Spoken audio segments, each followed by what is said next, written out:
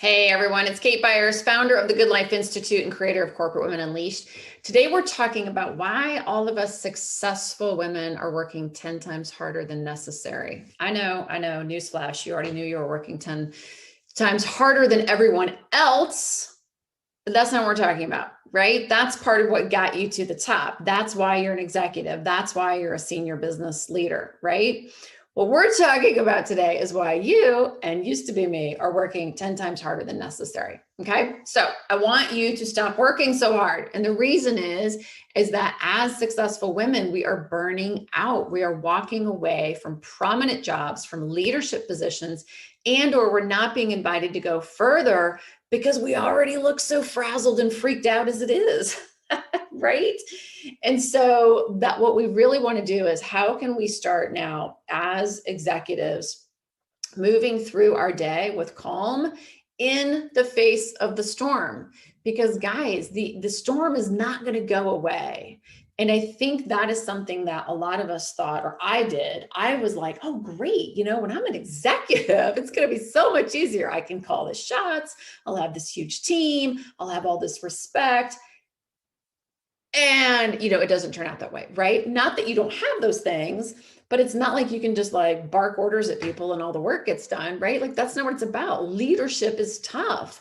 Leading a team and doing it well is not a skill that we're born with. We have to learn how to be great leaders worth following. Oh, and by the way, you've got your own workload. Oh, and by the way, you're being interrupted all day to come to all sorts of meetings that you never knew you were even supposed to be in.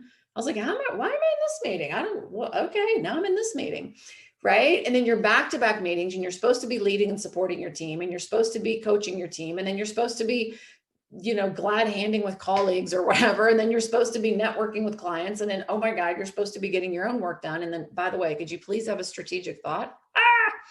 Okay, so it's a lot that's coming at you. Let's just call it what it is, okay? The answer, though, is not to like stop working at 5 o'clock or have some hard boundary. It's not more time management. I mean, if you're listening to this broadcast, I'm assuming you've done the time management crap, right? Like you already know how to do calendar management. You already know how to like block off your calendar, which never works because someone always books on top of that. But you've done the stuff, right? You got the blue, whatever meal delivery service coming to your door. Like, okay, done. If you haven't done that, then do that and stop listening to me and you'll spend your time better. But you've done all the stuff to help make your life easier and to control your time, but yet you're still like drinking water out of the fire hose. Okay. So what happens is one of the reasons that you are so great at what you do, one of the reasons that you have moved so quickly up through the ranks in your career, one of the reasons you are able to be audaciously skilled at whatever it is you do is because of how you work. However, that's not working for us anymore, ladies. Okay. That is arguably probably not the way we need to work as our society, but let's just say that got you to where you are at. Okay. So the reason I'm saying it that way, I'm giving a caveat, is that I don't necessarily want my daughter and sons to work the way I did. So I want to be really sure that we're framing this as that I believe that success really has to start incorporating more well-being.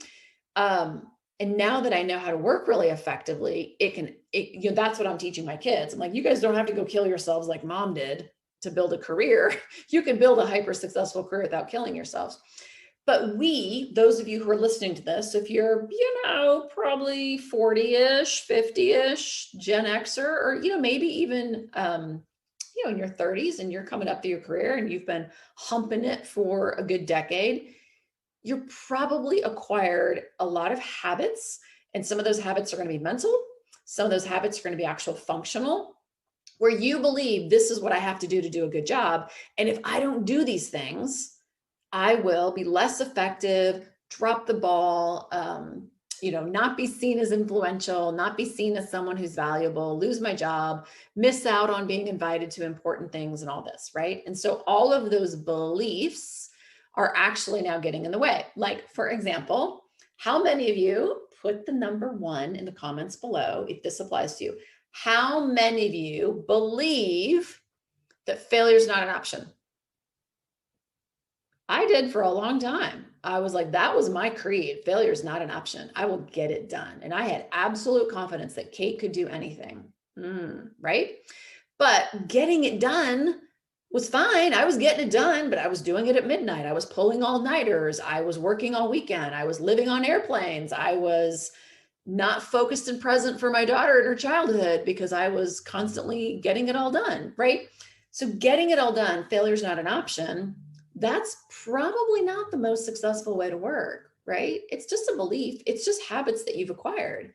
Because in reality, especially when you get to the higher levels in your career, failure is an option. Failure is how we learn. Failure is how we test things. Failure is how we have great visions and we shoot for the stars and we land on the moon. You got to have some failure in there. And if you don't have some failure in there, you're not growing. You're not pushing your team. You're not driving hard enough. You're not growing. You're not influencing. Oh, wait a minute. Do you see what I'm saying? So right there, if your belief like mine was failure is not an option, now in the executive realm or in the senior years of my career, I'm actually less effective because I don't believe failure is an option. I fear failure, or I dislike failure. That's a belief, right? Let's think of another one. You guys can put some stuff in the comments if you want, like what are some other beliefs, but another belief would be, okay, that you have to keep progressing in your career and go up and up and up and up linearly. Otherwise you're less valuable. Another belief that people, and that's just not true. It's not true. Some of the most interesting, well-rounded, incredible, like people that we would notice in our society. I'm trying to think of someone. I'll have to come back. I can't think of it off the top of my head. Have done all sorts of things in their career that weren't necessarily promotion, right? But what made them, once they got to that next level or whatever, what made them even better at that is that they'd done all these other interesting things along the way. Oh, but that would never be something that we as hyper successful women it would occur to us, because that's not our creed. That's not our code. That's not in our DNA. Oh, that's okay for those people. I'll be over here getting my next promotion, right? So it's just a belief. It's not true. It's not objectively true, believe it or not. A lot of people are hyper successful, or a lot of people have success and they have incredible careers and incredible lives that they enjoy, and they didn't achieve success in the way we are. That's my point, okay? Let's think of another belief. Another belief would be, if my team's working late at night, I got to work late at night.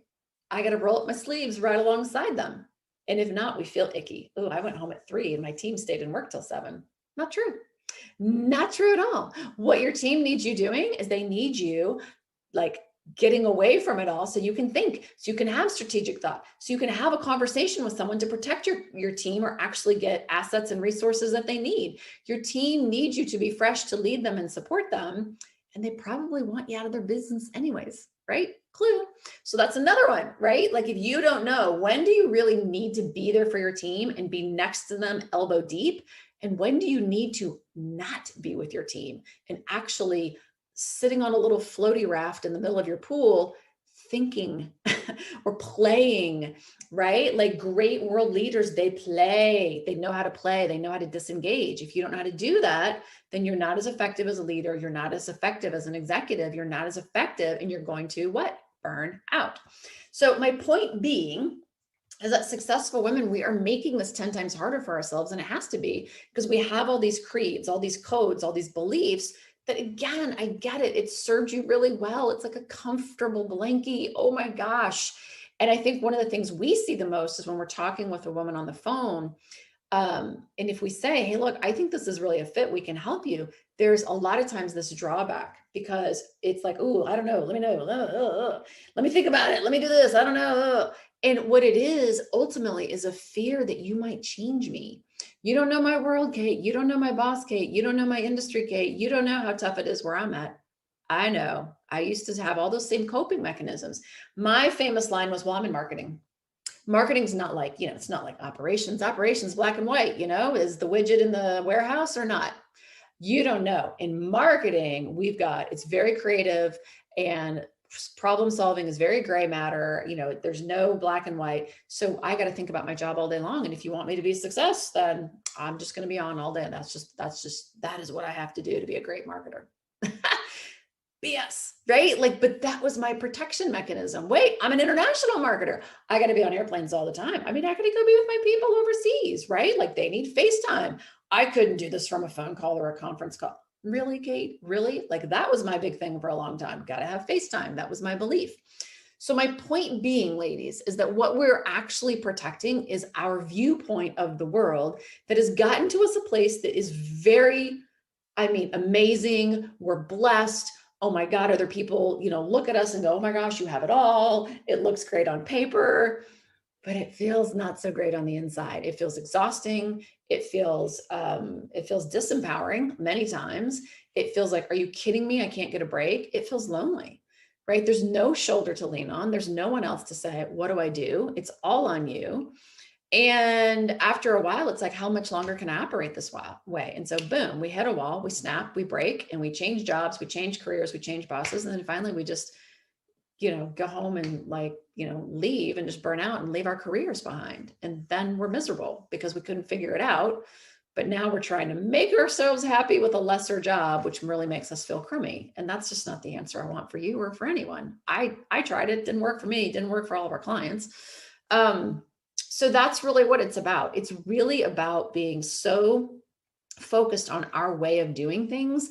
We love control. We love the fact that this cozy way, this ineffective way of working has gotten us to this place of huge success, and it feels cozy and we don't want to let go of it. It's like a warm winter coat that's really smelly and just needs to go to the dry cleaners, ladies. You just need to take it off, send it to the cleaners and tell them to burn it, and then put on a new coat that's fresh and is different and is a way to achieve success and to continue to be successful without killing yourself in the process, right? So it's a change of mental, it's a change of emotional, because there's an emotional attachment to doing things that way. And then it's actual physical in that you have to create different strategies. You might have to speak differently, have different boundaries that you put into place, learn how to be more influential. It might be, learning how to manage your team differently. So there's going to be those strategies, but those strategies don't work. Those actual tactical strategies don't do anything for you if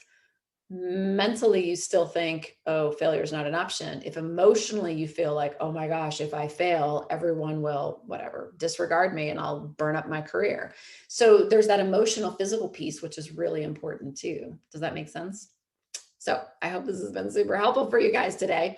I would love to know if that's you, then, watch one of our free trainings. We'll put a link somewhere here in the comments. Learn more about yourself, watch the free training. That's what some of our most successful clients did. That's where they started. They watched that free training. They go, oh my gosh, now I have better self-awareness of who I am and how I operate, and see what you think. And obviously, if you're at a place where you're getting ready to step back or burn out, don't give up your huge career. What are you doing? You've worked too hard for that. You know what I mean? Give us a chat, give us a call. One of our executive coaches will jump on the call with you and see, if we can help you, fabulous. We'll tell you how. If not, then we'll get you to someone who can. Cool. So thanks so much, ladies, for being here. Again, pass this recording forward, share it with someone in your network. You may not need to hear this message today, and that's cool. Thanks for listening, but someone else may, because she may be about to walk away from a huge career that has done a lot for her family, for her lifestyle, and just for who she is as a human. And maybe that this message is something